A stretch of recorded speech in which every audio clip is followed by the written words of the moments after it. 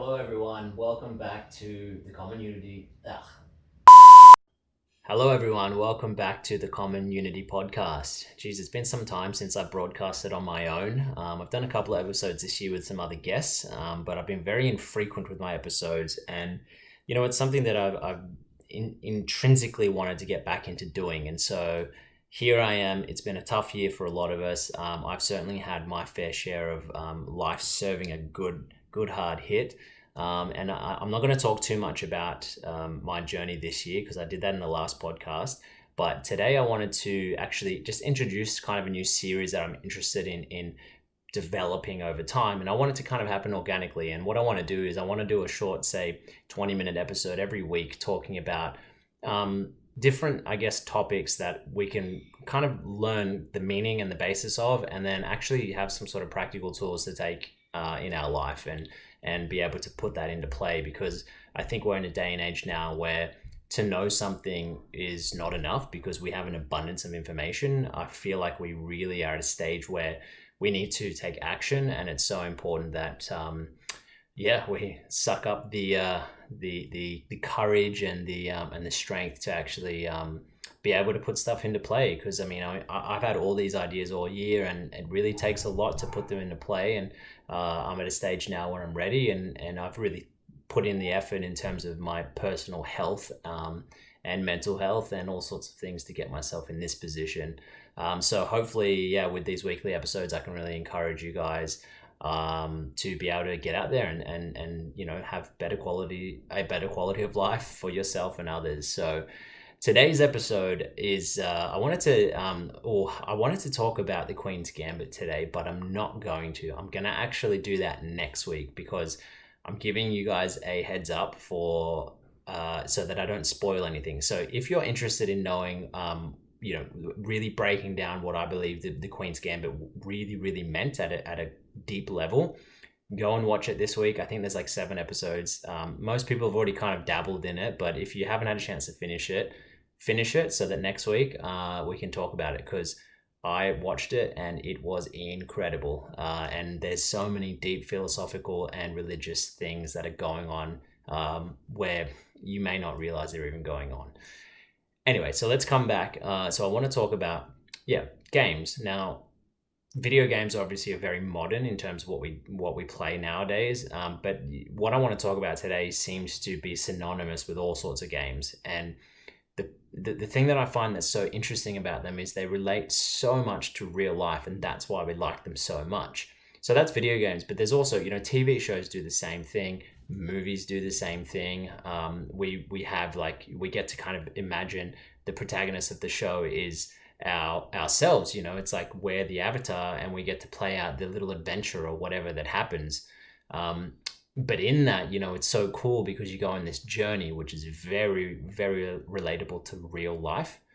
And I feel like we get to this we get to a situation where we have a plethora of shows we can watch, but some of them are really horrible. So we sit there and we have paradox of choice, I suppose. There's too much to choose from, so we just end up exhausted and do nothing instead, which is a bad choice. But the point I'm trying to make is we get ourselves in a situation where we get to play out, I guess, our fantasies of what we want to do in life through the main character, or in a video games perspective, whatever the objective is. If it's a first-person game or if it's some sort of other form, like I want to talk about Tetris and actually Mario Kart today. For those who like those two particular games, the reason I say those two is because they're actually the only two that I play, and I only do it when I'm kind of playing with my family and friends. So I do love video games and I love the idea of them. I just don't really play them that much. But so we're going to talk about today kind of what that means and how we can actually take, I guess, the pragmatic approach from video games and put it into our real life. So why am I talking about video games? Well, I guess as I mentioned, I just think that now we're in a stage where we really need practical tips on what to do. And I tell you what, this year I really have thought deeply about life. I've gone through 8 months of chronic illness and a lot of very, very dark thoughts. And I feel like I've visited the underworld in a sense where, yeah, it's just not a place I would wish upon anyone. And I feel like there's almost a sense of responsibility or obligation for me to now come out of there and share that whatever practical tips I feel like we can put into play. Um, I guess it's like one of those concepts of you don't know what you have until it's gone, or use it or lose it, I suppose, as they say. So let's come back to the video games idea. So, or any game for that matter. What is the objective? Okay, let's look at Tetris. Tetris is a cool one. I like that. And I think everybody gets Tetris. It's a very old game. And the reason why it's so popular from so many years back was because I guess the purpose of it is so real to life. And so you get these little shapes, all right, little shape blocks, and they come down, and you've got a little bit of time to make a decision on where it's going to fall into place. And the whole point is to clear a line, and then, and if you have a piece that doesn't quite fit in, you've got a decision to make, and then you have to like kind of shape it so that maybe the next piece can help you clear that line and whatever. And so I think you guys get my point with what Tetris is. Most of you have played it. How does that relate to life? Well, let me begin. So our objective is obviously to not let the Tetris pieces go all the way to the top, that it overflows, because that's when you lose the game. And I'm sure we've all had moments in our life where we felt like the Tetris pieces really climb to the top and explode at the top. And then we're no good to anyone, which is a problem, right? So I feel like it's really cool because with Tetris, like, you aim to get everything to fit in perfectly, and that is your goal, and that is the goal in life. If you have objectives of things you want to do, or you want to be healthy, so you try and put the pieces of your food into place so that it helps the pieces of your body flourish and whatnot. Or maybe you don't. Maybe you actually use food to fill a different void, which again, maybe you need to alter your purpose of what Tetris game you're playing, so that you're actually using the pieces you're given for good and not for bad, I suppose, because that's when you'll overflow.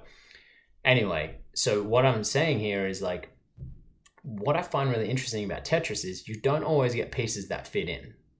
And that happens in life. We get served something that we just can't handle. We get something that's like just too difficult for where we're at in life.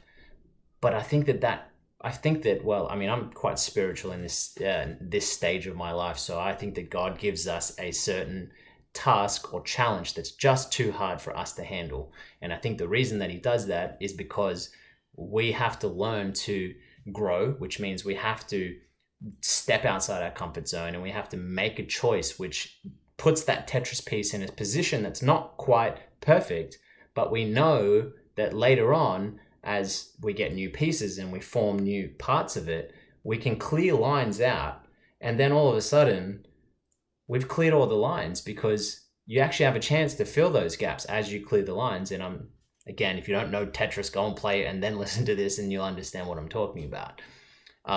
So I feel like we get these tasks that are just a little bit too difficult for us to handle.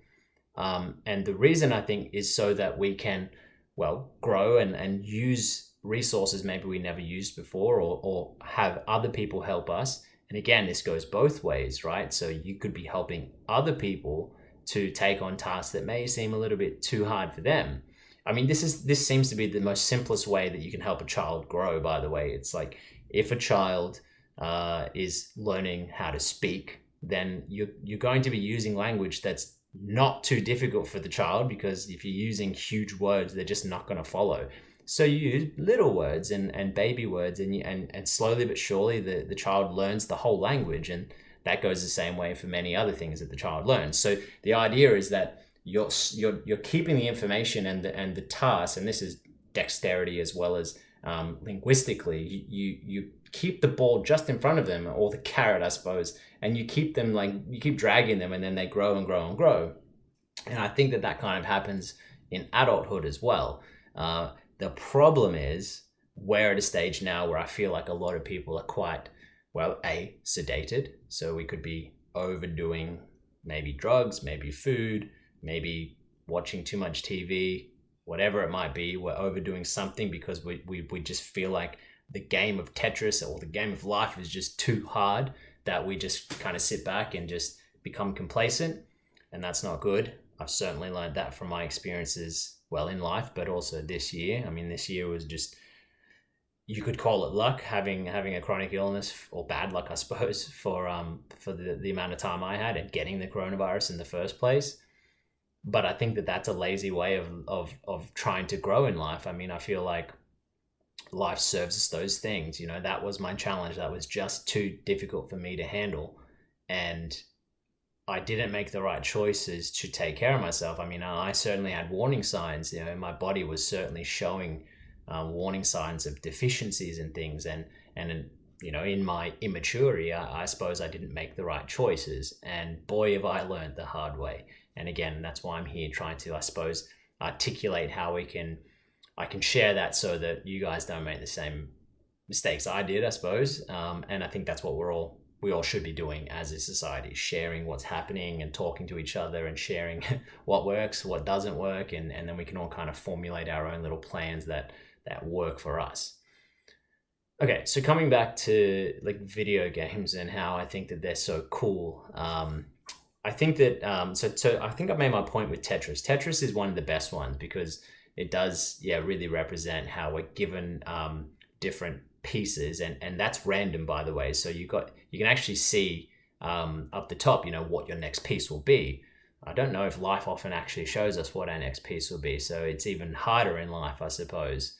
And there's a new form of Tetris they've got now where it's even more complex, and you've got like a boss you've got to beat, and you can work as a team. And I won't go into that because that does my head in, but it's really cool actually. But anyway, so the point of this like Tetris thing is like, you can see the next piece that's coming, so you can actually plan ahead.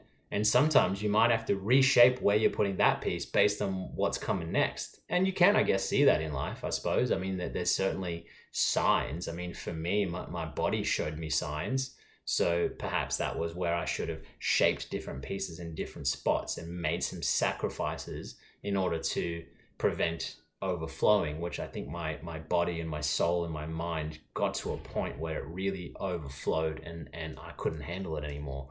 And then, well, that's when I really fell in that pit, and it's really, really, really hard to get out of that pit if you basically what I'm saying is the prevention is 10 times better than the cure.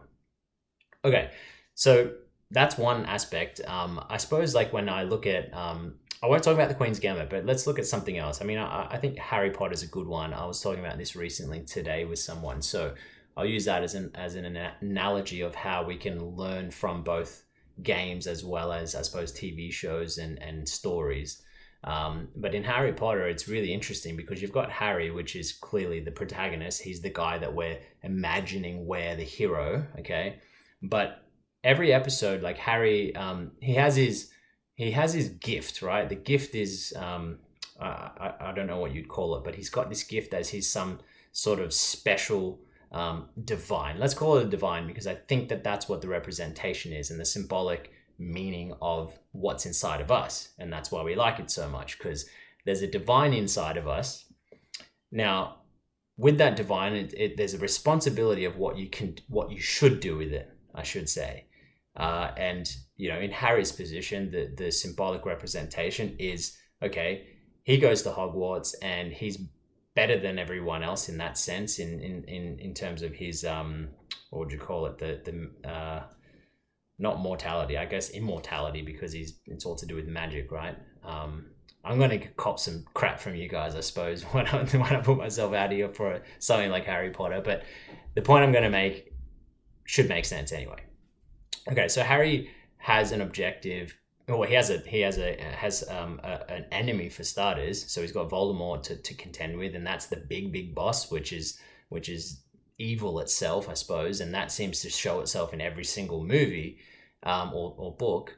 But he also has a level of trauma because something happened to his parents that he never could really quite understand, and that's what he seems to be always kind of trying to figure out and fight. And along the way, there's all these beasts and monsters and demons that he's got to contend with. Now, one thing I find really fascinating about Harry Potter, which a lot of you probably do too, that's why you might like it, is that there's always, it seems to be early in the movie, there's always this confrontation with the new enemy or the new form of evil. And in that confrontation, he seems to run. That seems to be our instinct. Like, oh shit, I'm gonna run.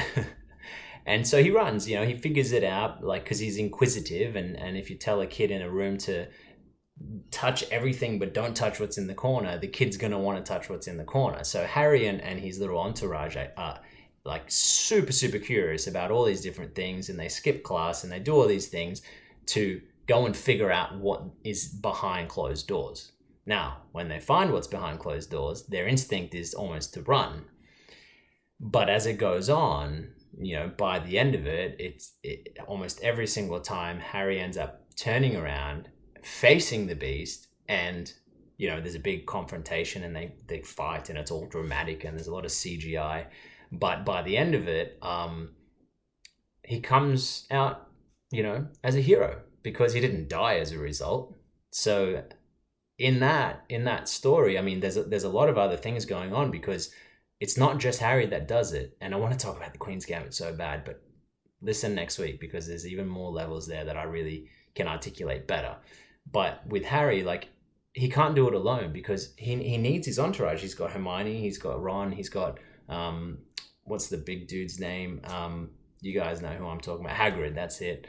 So he's got all these different parts of him, which, again, if we imagine that our divine is Harry and we need to contend with evil, we have other allies on our side that we aren't really quite aware of. And there's this feminine side of ourselves that's compassionate and empathetic, and then there's the masculine side that seems to be a little bit more courageous, maybe, to contend with. Now, I'm not saying that only guys or girls have attributes of this, because I think boys and girls have certainly both masculine and feminine qualities. So anyone can take on this position of being the hero. That's why we all like it. It's cross gender, the interest in this story. So I think that one thing that's interesting is, a lot of the time, actually, Harry might turn to Hermione, and Hermione seems to be the feminine character, but she turns out to show these really courageous masculine features to take on the challenge and the beast. And I guess, like, that's part of our personality that sometimes we don't realize is there.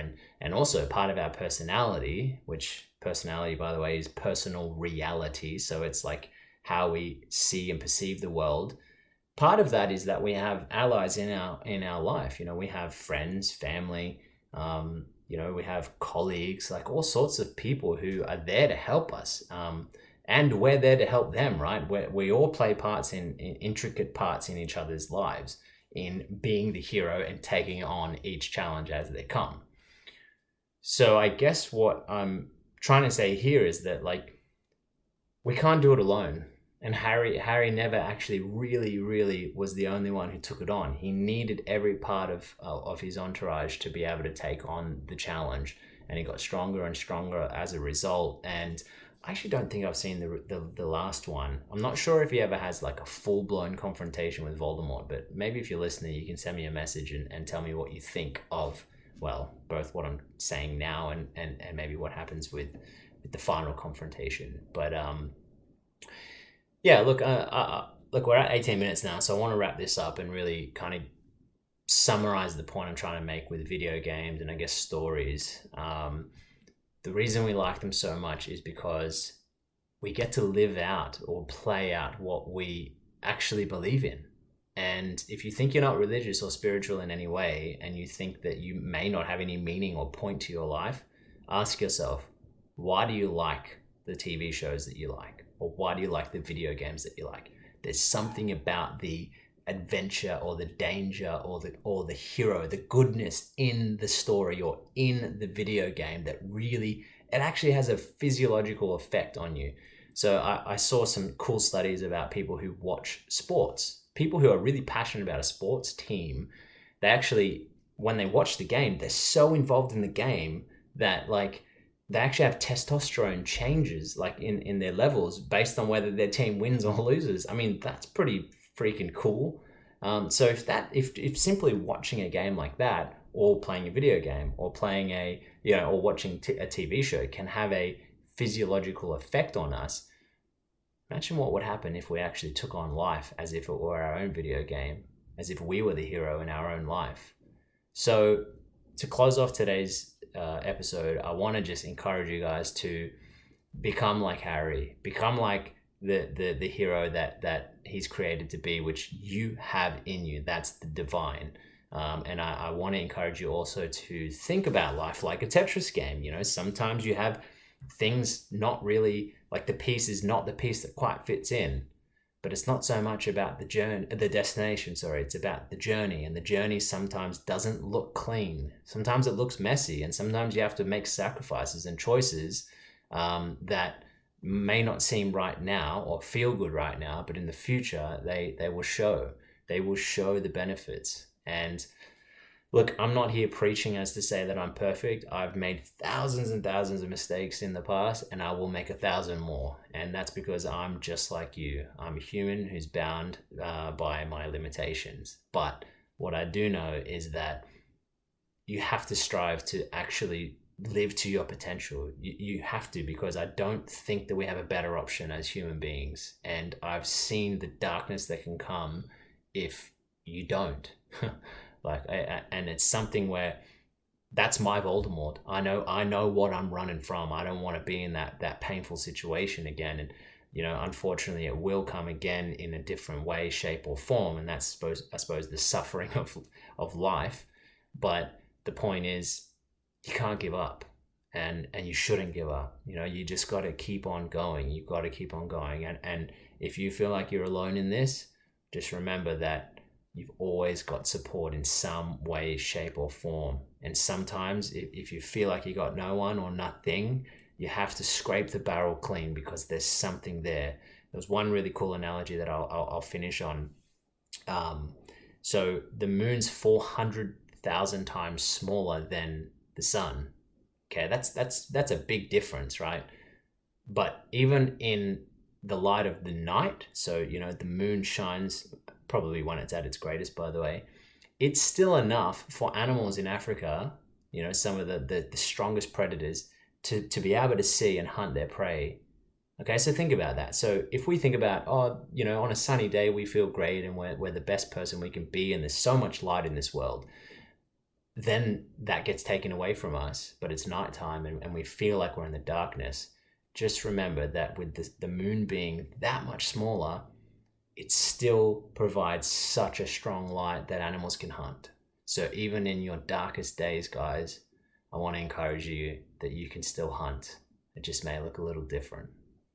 So guys, I'll finish it up on that. Next week is the Queens Gambit breakdown. So please go watch it, and please give me some comments and feedback, because this is kind of a new thing where I'm trying to take on different content and interpret it in ways that we can take it, as applicable, pragmatic value to our lives, because I want that for everyone, and the things I'm learning are pretty cool, and I'd love to blabber on all the time, all day, or every hour about it, but I'll leave you with these short bite-sized episodes. So guys, have a great day.